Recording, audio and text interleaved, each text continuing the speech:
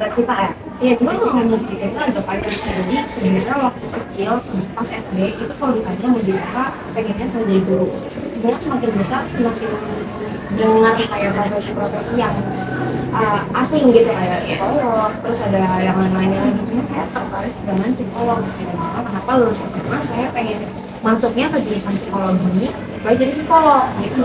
Cuman karena nggak bisa, ya itu akhirnya keblitar. Jadi itu sebenarnya suatu ketidaksengajaan sih yang kayak ada sangkut pautnya gitu kayak dulu waktu saya kecil saya sempat bilang kalau saya pengen jadi guru, terus tiba-tiba pengen jadi psikolog dan ternyata sekarang saya jadi guru BK yang mana di BK itu saya belajar tentang pendidikan juga, tapi saya juga belajar tentang psikologi tentang manusia gimana dan lain-lain sebagainya. Itu ceritanya nanti saya akhirnya jadi guru BK. Menurut Ibu, pandangan tentang orang yang gak peduli dengan pendidikan itu bagaimana? Pandangan saya tentang orang yang nggak peduli pada pendidikan. Oke, kalau dari saya setelah mahasiswa BK memberikan pandangan orang tuh nggak gimana karena yang saya tahu yang saya yakini pandangan orang gimana itu pasti ada alasannya gitu. Pasti ada latar belakangnya lah, ada alasannya secara detail dan ada pertimbangan dan pendapat dia kayak gimana kenapa sampai akhirnya dia punya pandangan kayak gitu. Jadi saya yang nggak gimana itu hak mereka untuk berpendapat kayak gitu. Ya saya juga tidak membenarkan atas pandangan dia.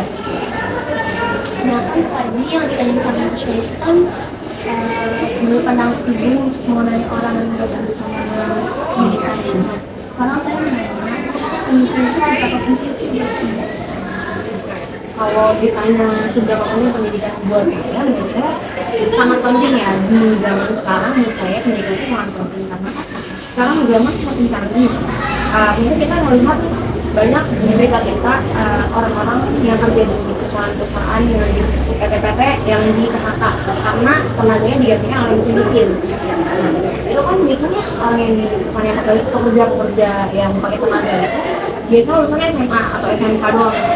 Nah, kamu kebayang nggak kalau kita nggak lanjut untuk pendidikan, kita nggak lanjut menggali lagi nih apa ilmu baru, skill baru, kemampuan baru, ya kita nggak akan sulit gitu untuk bersaing di dunia kerja. Jadi menurut saya sangat